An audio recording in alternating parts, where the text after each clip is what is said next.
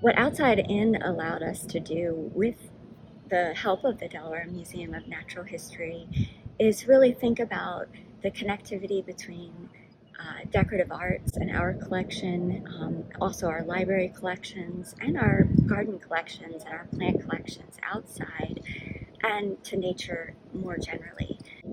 We're looking at them and talking about them from a different perspective because we're really just thinking about how they bring nature into a collection and a home.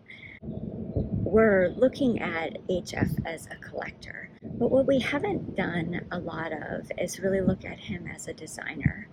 Um, and so Outside In starts by looking at him as a collector, particularly even how he collected as a very young boy, collecting nature, things like birds' eggs and nests.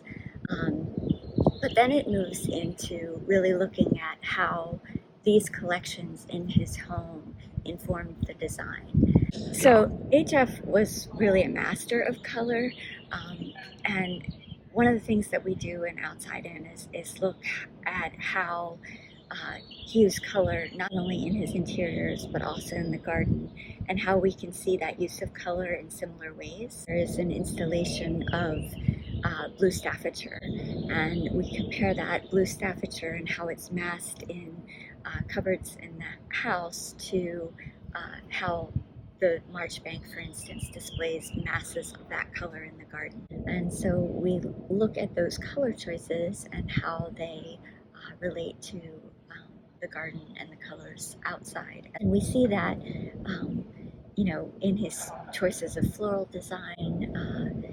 This is a man who planned things very specifically. This is a large space.